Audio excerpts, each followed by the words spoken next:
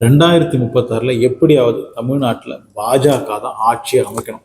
அந்த ஒரு எண்ணத்துடன் தான், அந்த ஒரு கணக்குடன் தான் இப்போ பாஜக ஒர்க் பண்ணிக்கிட்டு கணக்கு.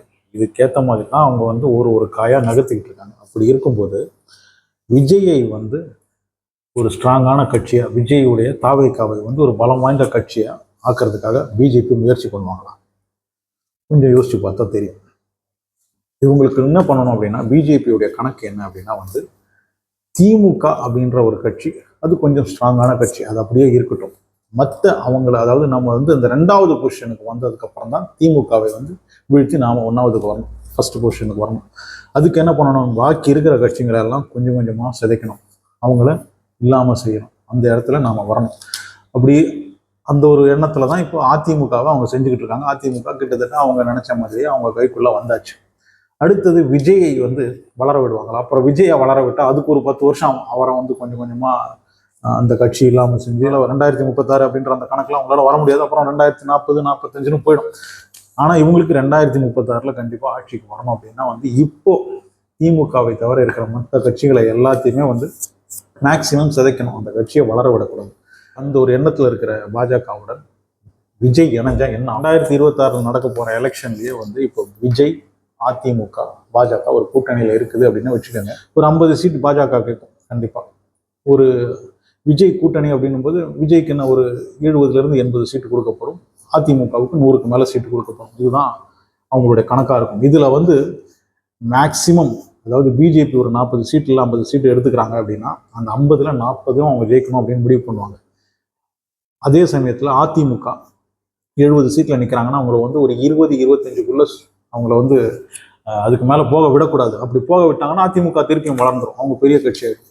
ஸோ இந்த கூட்டணியிலேயே, அதாவது அதிமுக, பாஜக, தாவேகா, இந்த ஒரு கூட்டணியிலே அதிகமான சீட்டை ஜெயிச்ச கட்சியாக பாஜக இருக்கணும் அப்படின்னு அவங்க விரும்புவாங்க. அப்போ தான் அவங்க கண்ட்ரோலில் மற்ற கட்சிகள்லாம் இருக்கும். இந்த ஒரு எண்ணத்துக்காகவே அவங்க என்ன செய்வாங்க அப்படின்னா எங்கெல்லாம் தாவேகா போட்டி போடுதோ அங்கெல்லாம் அவங்க திமுகவுக்கு ஓட்டு போட்டு அவங்கள ஜெயிக்க வைப்பாங்க. எங்கெங்கெல்லாம் அதிமுக போட்டி போடுதோ அங்கெல்லாம் பாஜக திமுகவுக்கு ஓட்டு போட்டு அவங்கள ஜெயிக்க வச்சு அதிகமான சீட்டு ஜெயிச்ச ஒரு கட்சியாக பாஜகவை அவங்க கொண்டு வருவாங்க. அப்போ தான் 2031 இவங்க எதிர்கட்சியாக வர முடியும். இப்பயே ஒரு 30-40 சீட்டை பிடிச்சிட்டாங்கன்னா 2031 ஒரு 70-80 சீட்டை பிடிச்சிடலாம், எதிர்கட்சியாக வந்துடலாம். 2036 ஆளுங்கட்சியாக வந்துடலாம். அது வரைக்கும் திமுகவை இவங்க ஜெயிக்க வச்சுக்கிட்டே இருப்பாங்க. 2031 திமுக 10 வருஷம் ஆட்சியில் இருந்திருக்கும். 2036 திமுக 15 வருஷம் ஆட்சியில் இருந்திருக்கும். 15 வருஷம் ஆட்சியில் இருக்கிற ஒரு கட்சிக்கு மக்களிடம் எந்த அளவுக்கு அதிருப்தி இருக்கும் அப்படின்னு தெரியும். ஸோ 15 வருஷம் ஆட்சியில் இருக்கிற ஒரு கட்சியை கண்டிப்பாக மக்கள் அடுத்த முறையும் ஜெயிக்கிறதுக்கு விட மாட்டாங்க. வேற ஒரு கட்சிக்கு தான் வாய்ப்பு கொடுப்பாங்க. அப்போ எந்த கட்சி எதிர்கட்சியாக இருக்கோ அவங்கள ஜெயிக்க வைப்பாங்க. 2031 எந்த கட்சி எதிர்கட்சியாக இருந்திருக்கும்? பாஜக. ஸோ 2036 பாஜக ஆட்சி அமைக்கும். இதுதான் அவங்க கணக்கு. கேரளாவிலையும் இப்போ பாஜக தான் பண்ணிட்டு இருக்காங்க. இப்போ கம்யூனிஸ்ட் 10 வருஷமா அவங்க ஆட்சியில் இருக்காங்க. அடுத்த வர்ற எலெக்ஷன்லையும் அவங்க சிபிஎம் தான் ஜெயிக்க வைப்பாங்க. அப்படி ஜெயிக்க வச்சாங்கன்னா 15 வருஷமா சிபிஎம் ஆட்சியில் இருக்கும்போது காங்கிரஸ் மேலே இருக்கிற நம்பிக்கை கேரளாவில் இருக்கிற மக்களுக்கு போயிடும். ஸோ அவங்க அடுத்த மாற்றை பார்ப்பாங்க. அந்த ஒரு ஸ்பேஸில் பாஜக வர்றதுக்கான ஒரு முயற்சி அங்கே எடுத்துக்கிட்டு இருக்காங்க. தமிழ்நாட்டிலையும் அவங்க அதை தான் செய்வாங்க. திமுகவை அவங்க ஜெயிக்க வச்சுக்கிட்டே இருப்பாங்க. அதிமுகவுக்கு இருக்கிற கொஞ்ச நஞ்ச ஆதரவாளர்களும் அப்போ அதிலேருந்து போயிடுவாங்க. அவங்க மற்ற கட்சிகளை தேடி போகும்போது அந்த ஒரு ஸ்பேஸை பிஜேபி யூஸ் பண்ணிக்கும். அந்த ஒரு இடத்த, அதிமுகவின் இடத்த அவங்க பிடிச்சிப்பாங்க. ஸோ அதிமுகவின் இடத்தை பிடிக்கணும் அப்படின்னு வர்ற பிஜேபி விஜயை எப்படி வளர விடுவாங்க? விஜயை வளர விட்டால் அது அவங்களுக்கு தான் பிரச்சனையாகும். ஸோ இந்த ஒரு கணக்கப்படி தான் அவங்க மூவ் பண்ணிக்கிட்டு இருக்காங்க. இந்த ஒரு ட்ராப்ல இப்போ விஜய் விழுந்தாருன்னா அதுக்கப்புறம் அவரால் எழுந்திருக்கவே முடியாது. ஸோ இந்த ஒரு எலெக்ஷன் 2026 விஜய் என்ன பண்ணணும் அப்படின்னா தனியாக தான் நிற்கணும். கண்டிப்பாக தனியாக தான் நிற்கணும். ஒரு 70 சீட்டோ 80 சீட்டோ கிடைச்சா கூட எதிர்கட்சியாக வரலாம். ஓரளவுக்கு அவரால் சமாளிக்க முடியும். விஜயை பொறுத்த வரைக்கும் இன்னைக்கு, அதாவது ஆஃப்டர் கரூர் இன்சிடென்ட் இன்னும் பலமாக இருக்கு அவருடைய கட்சி. இன்னும் ஏன்னா திமுக மீது சாதாரணமான இருக்கிற மக்களுக்கு இருக்கிற அந்த விருப்பம் இருக்கு இல்லையா, அது இன்னும் அதிகமாக இருக்கு. திமுகவுக்கு சரியான போட்டி விஜய் தான் அப்படின்ற அந்த ஒரு எண்ணத்துக்கு மக்கள் வந்துட்டாங்க. ஸோ இனிமேல் அடுத்த வர்ற எலெக்ஷனில் திமுக வேண்டாம் அப்படின்னு முடிவு பண்ணுறவங்க மேக்சிமம் விஜய்க்கு தான் ஓட்டு போடுவாங்க.